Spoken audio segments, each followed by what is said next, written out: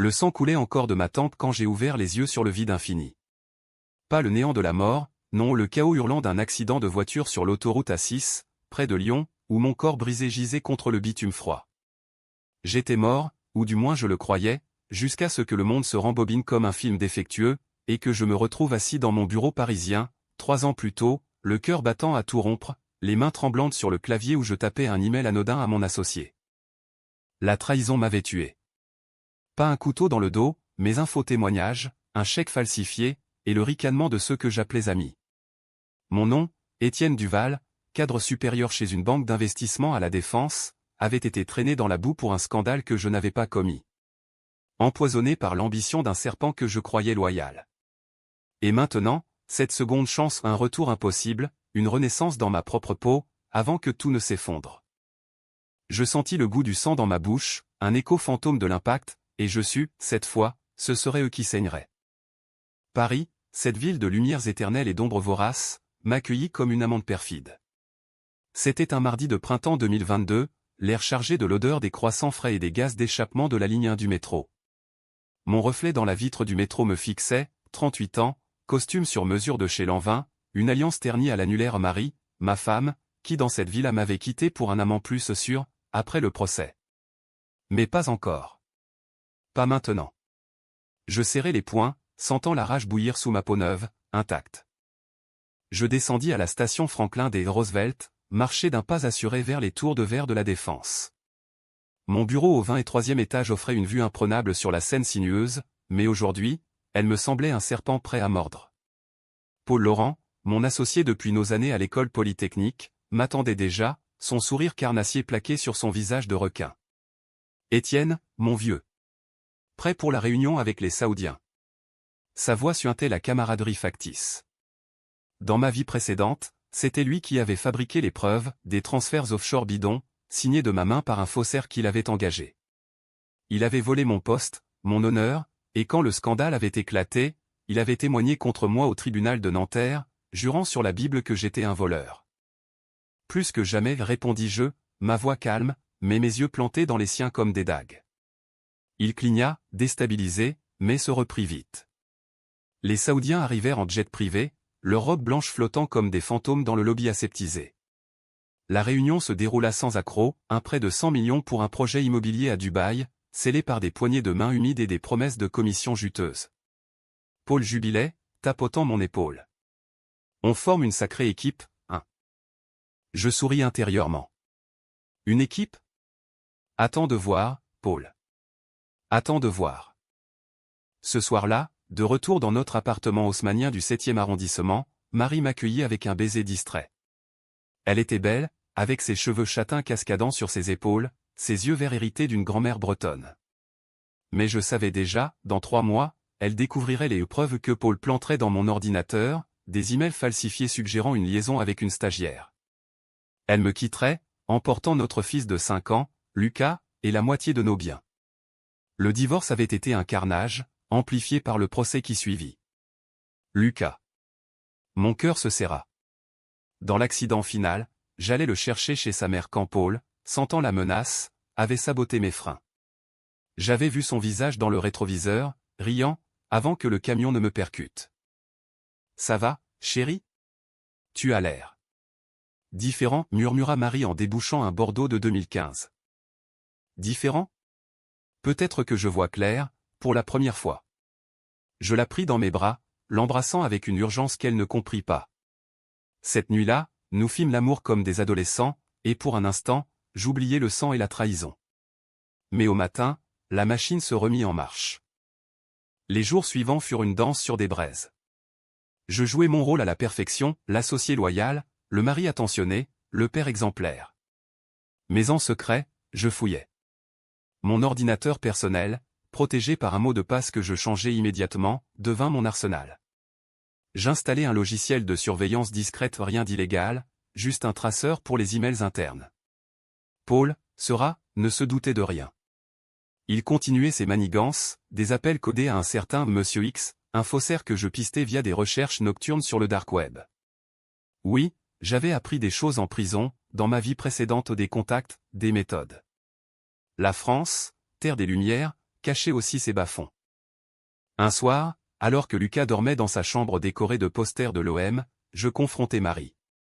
Pas brutalement, non. Doucement, comme un amant jaloux. As-tu déjà pensé à nous quitter? Elle rit, nerveuse. Qu'est-ce qui te prend, Étienne? C'est cette pression au boulot. Peut-être. Ou peut-être que je sens des ombres autour de nous. Je la serrai contre moi, mais mon esprit vagabondait vers Paul. Il avait une faiblesse, sa sœur, Claire, une journaliste au Monde, impliquée dans un scandale de mœurs il y a 10 ans. Paul l'avait couverte, payant des pots de vin à un tabloïd. J'avais les preuves, enfouies dans un dossier oublié sur un serveur bancaire. Un levier. Un premier coup. La première fissure apparut lors d'une soirée d'entreprise au Fouquet's.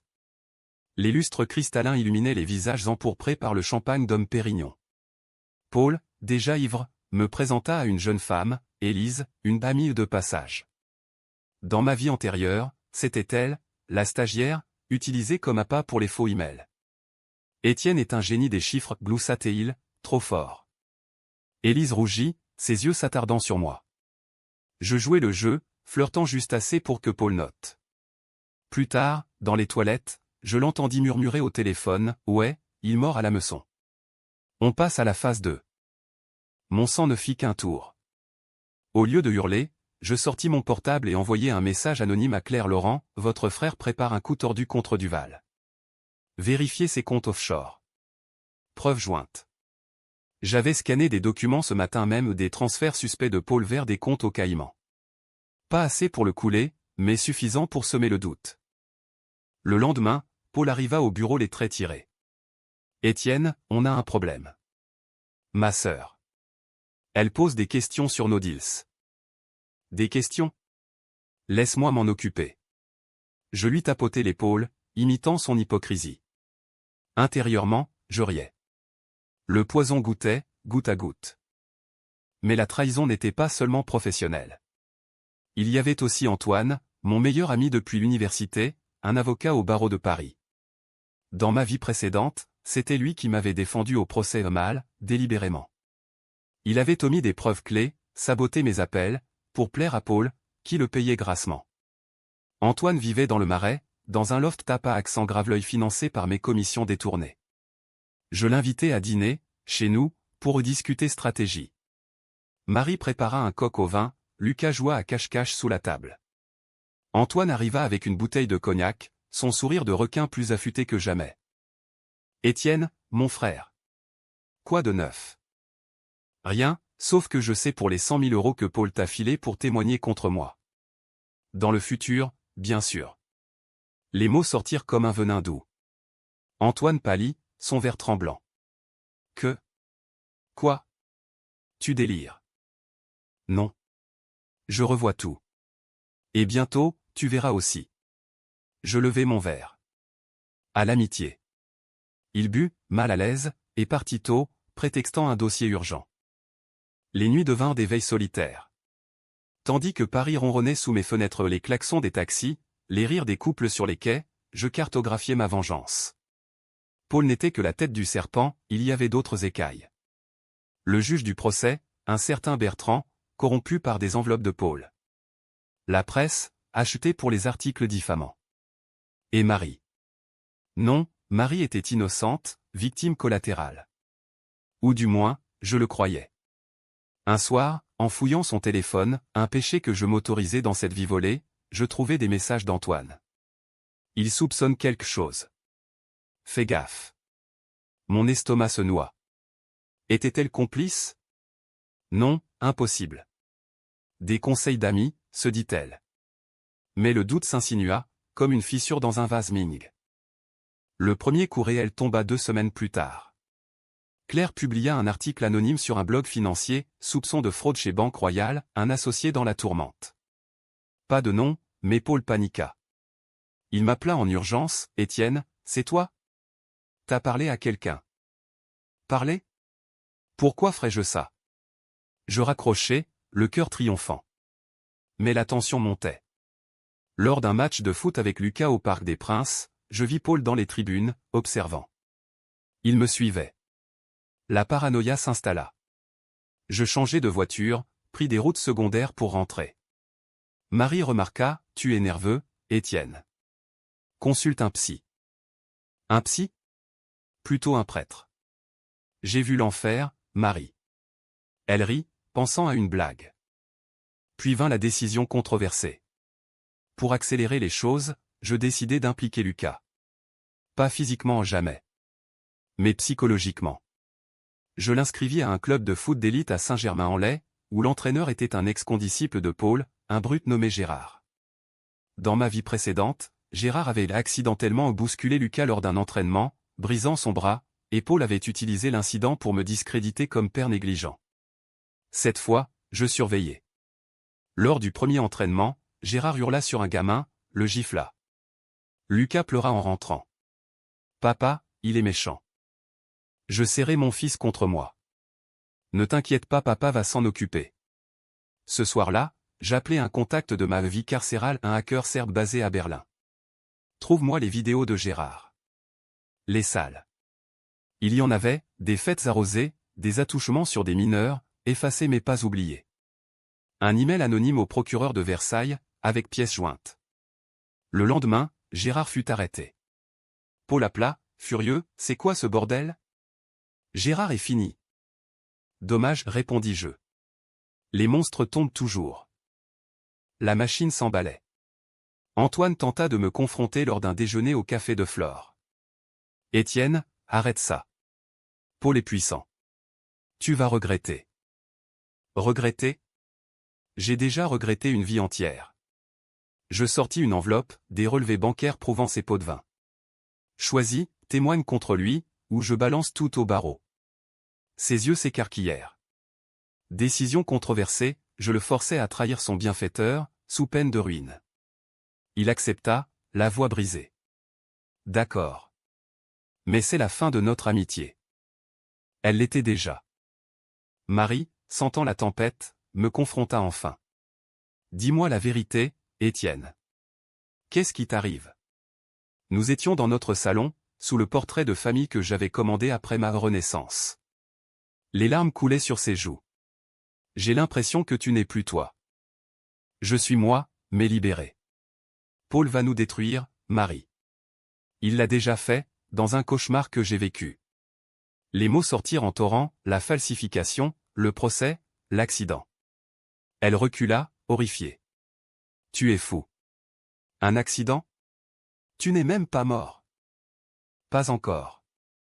Je lui montrai les preuves, les emails tracés, les comptes offshore. Elle pâlit. Mon Dieu.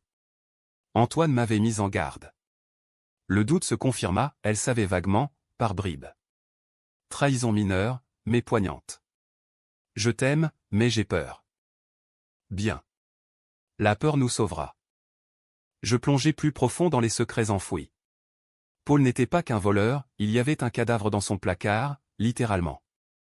Dans ma vie précédente, après ma mort, une enquête mineure avait effleuré un suicide suspect, un employé de la banque, un jeune analyste nommé Julien, poussé au désespoir par des dettes falsifiées par Paul.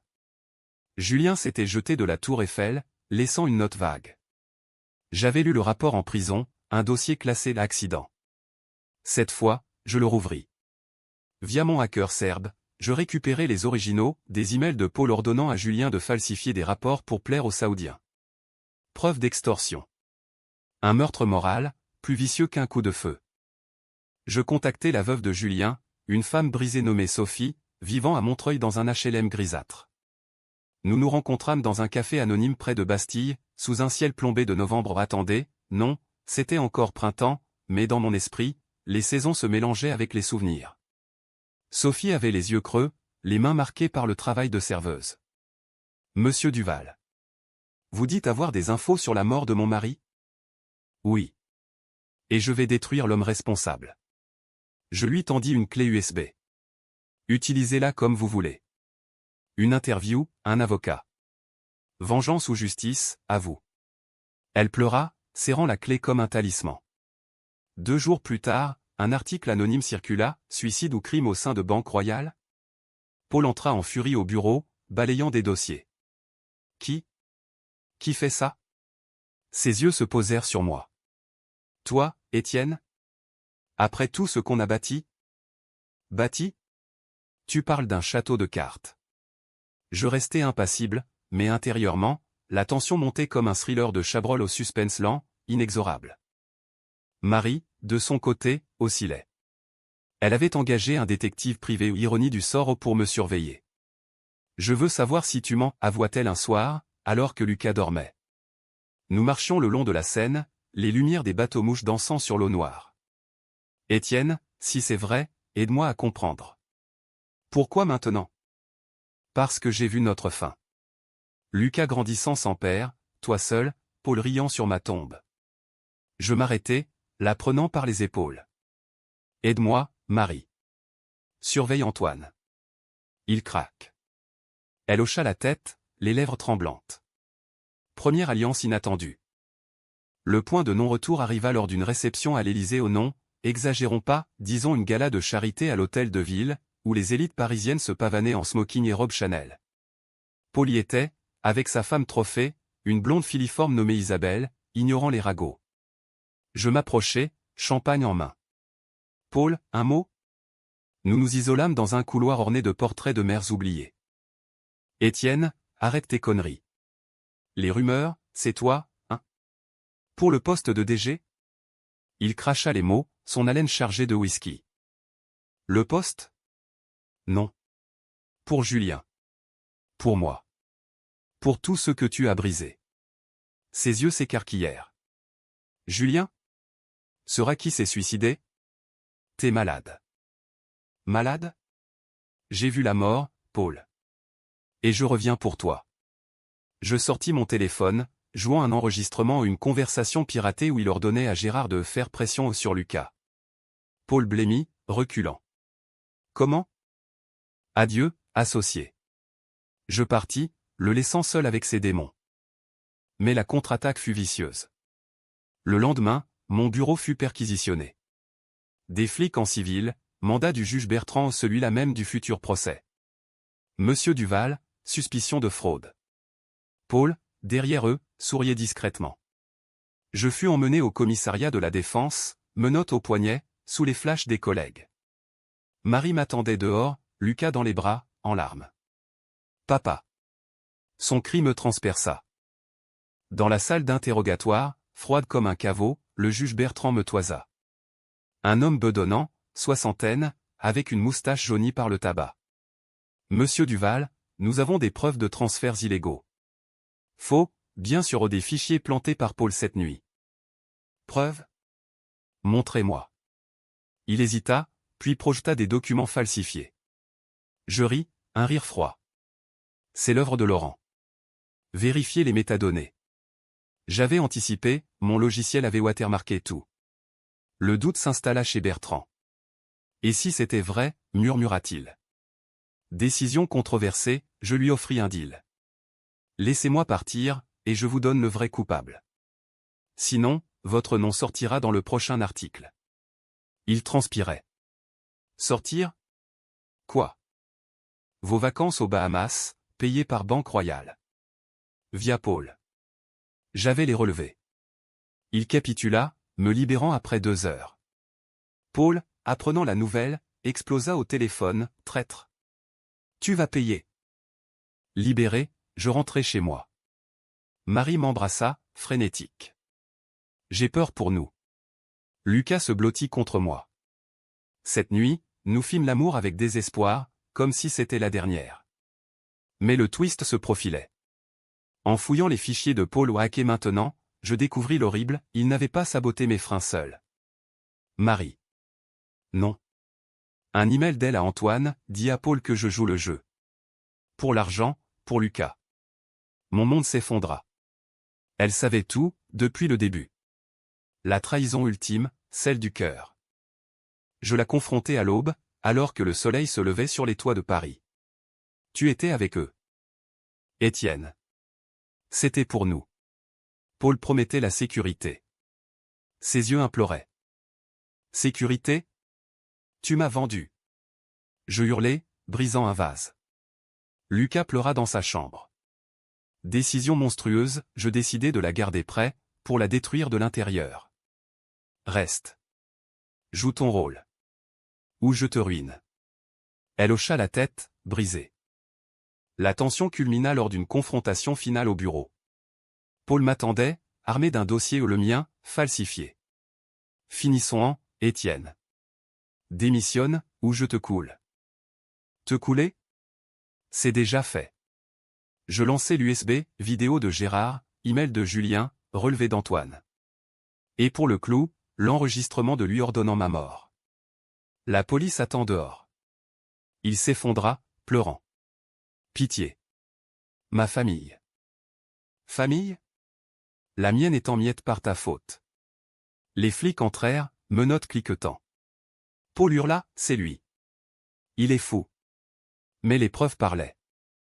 Pourtant, le vrai chaos Trao n'était pas là.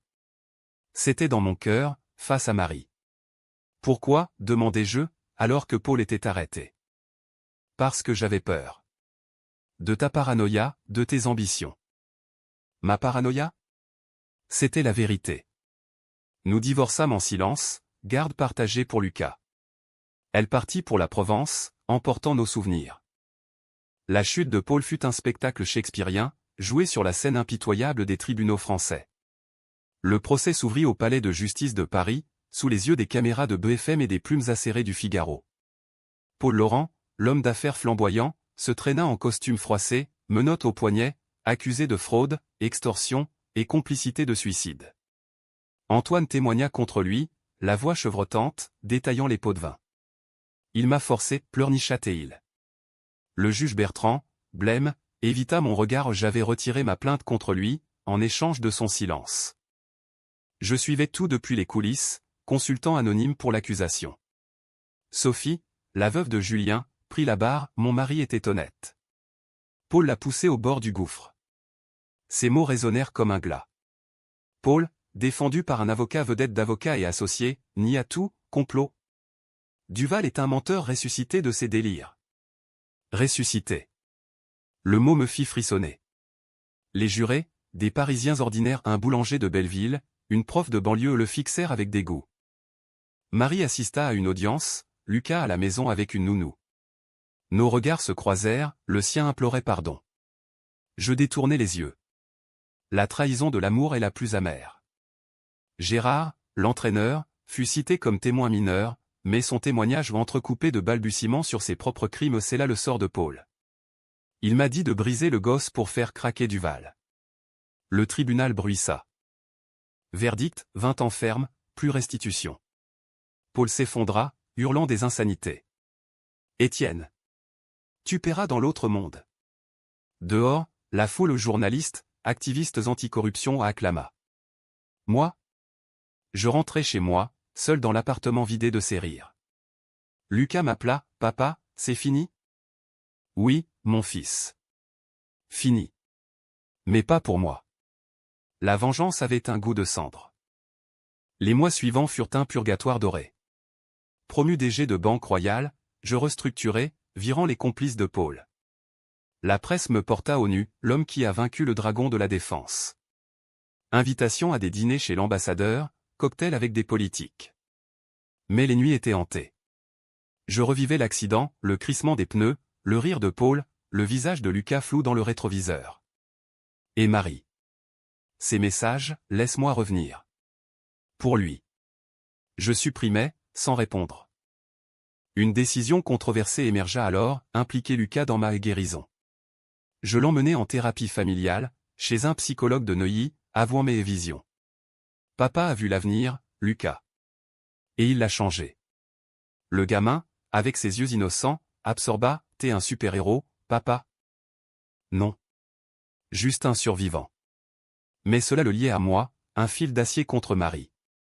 Elle contesta la garde, arguant ma folie. Le juge, impressionné par mon statut, me donna raison. Victoire pyrrhique. Le twist final se profila lors d'une visite en prison à Paul. Clairvaux, cette forteresse médiévale auvergnate, puis la défaite. Paul, amaigri, tatoué de regret, me reçut dans la salle des parloirs. Pourquoi? Après tout, Étienne. On était comme des frères. Frère? Tu m'as tué. Je posai la photo de Lucas sur la table. Regarde ce que tu as failli détruire. Il pleura, confessant, Marie. Elle m'a contacté en premier. Pour l'argent. J'ai juste. Profité. Profité? Mon monde vacilla à nouveau. Marie, initiatrice? Non, il mentait. Ou pas? Je sortis, le cœur en lambeaux, et appelai mon hacker, vérifie les logs de Marie, 2022.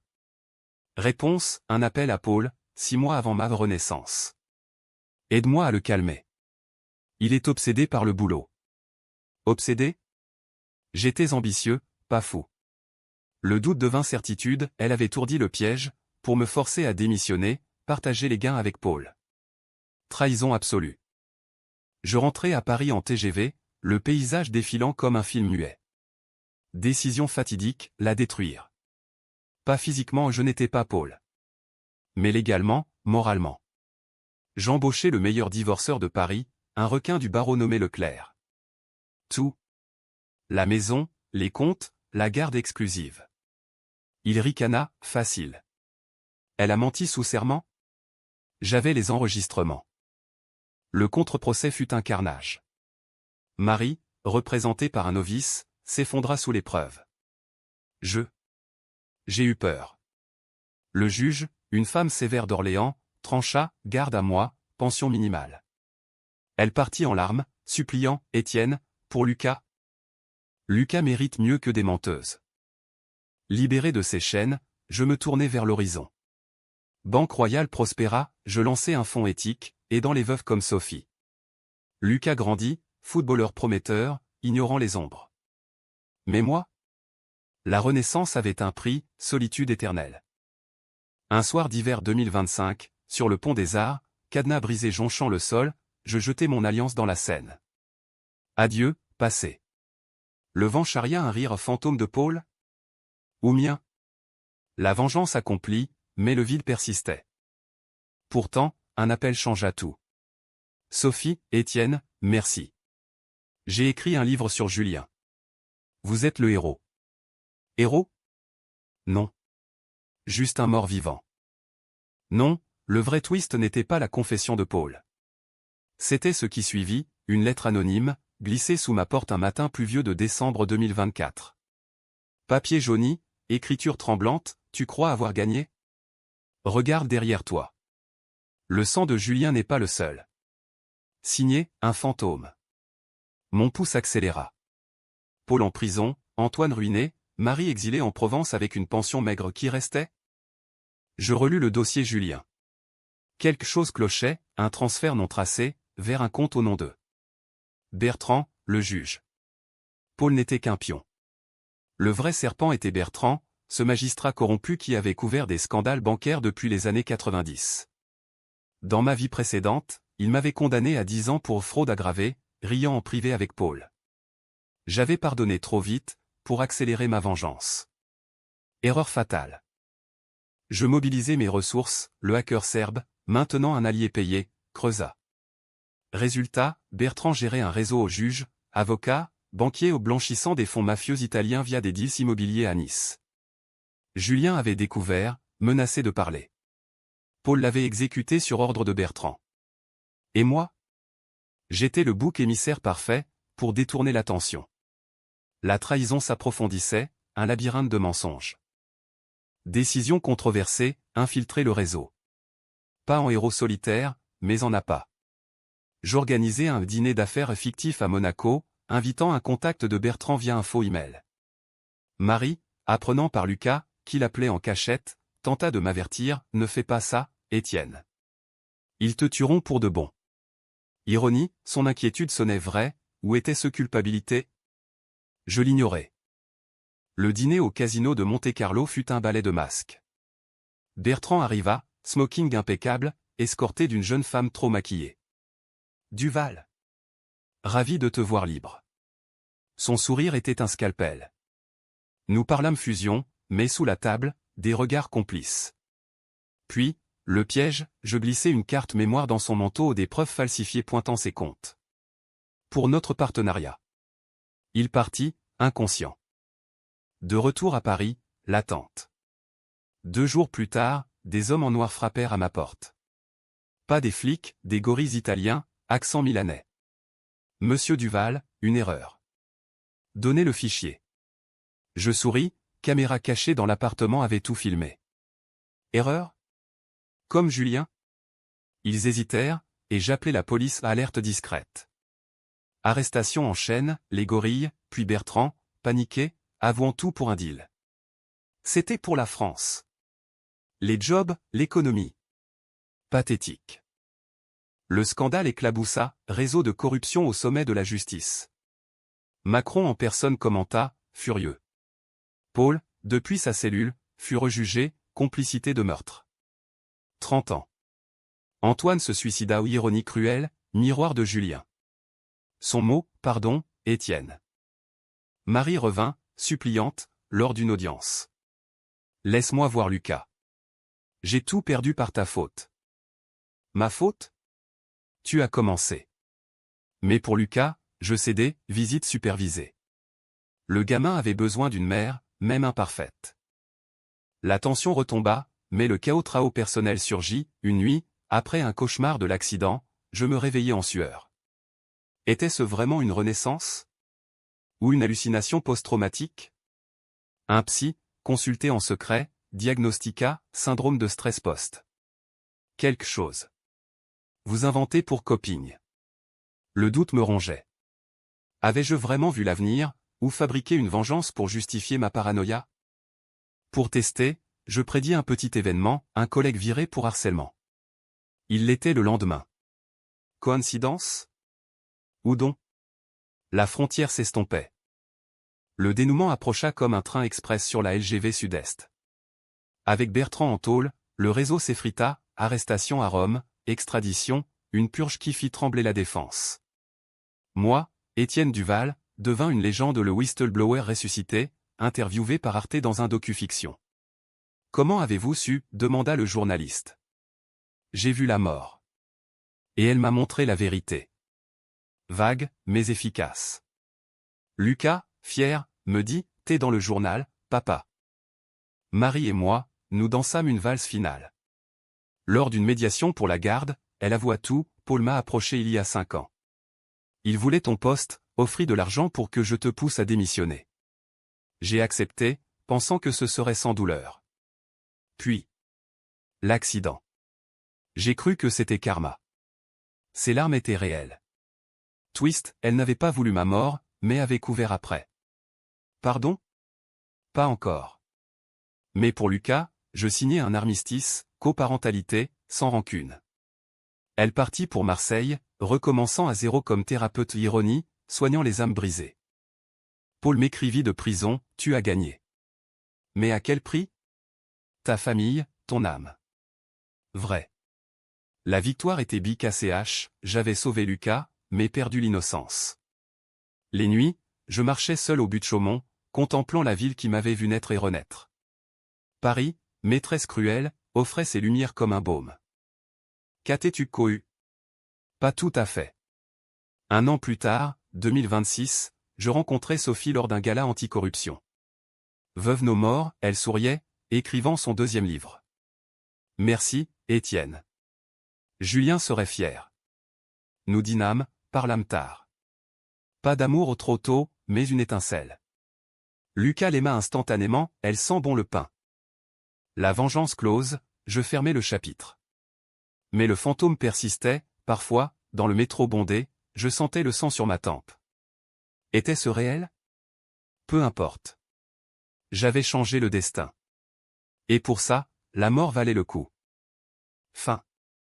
Paris ronronne, indifférente. Mais moi, je vis. Vraiment.